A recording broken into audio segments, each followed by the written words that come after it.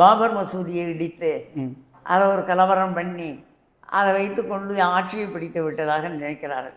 அவர்களுடைய நோக்கமே கலவரத்தின் மூலம் ஆட்சியை பிடிப்பது. கலவரத்தை உண்டு பண்ணினால் மக்கள் அதை பற்றி பேசுவார்கள். பேசுகிற போது இந்துக்கள் என்ற உணர்வை ஏற்படுத்தி அதை அரசியல் லாபத்திற்கு பயன்படுத்தலாம் என்றதை அவர்கள் குஜராத்திலே செய்து பார்த்தார்கள். ஆனால் அதே போலவே வட இந்தியாவில் உத்தரப்பிரதேசத்திலும் செய்து பார்த்தார்கள். அந்த உத்தியை தமிழ்நாட்டிலும் கையாளலாம் என்று நினைக்கிறார்கள். அந்த உத்தி வந்து வேறு இல்லை, அந்த உத்தி தமிழ்நாட்டில் வந்து எடுபடாது. இது இந்த மண் வேறு, இதனுடைய கலாச்சாரம் வேறு, இதனுடைய பண்பாடு வேறு. நீங்கள் பார்ப்பீர்களேனால் கடந்த தேர்தலில் எந்த ராமர் கோவில் கட்டினார்களோ அந்த தொகுதியிலேயே பிஜேபி வெற்றி பெறவில்லை.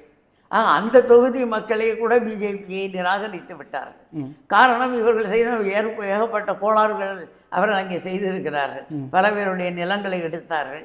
அவர்களுக்கெல்லாம் சரியான காப்பீடு கொடுக்கவில்லை, இழப்பீடு கொடுக்கவில்லை. இப்படி பல்வேறு காரணங்களால் அந்த மக்களே ராமர் கோவில் கட்டிய இடத்திலேயே வெற்றி பெற முடியாமல் செய்து விட்டார்கள்.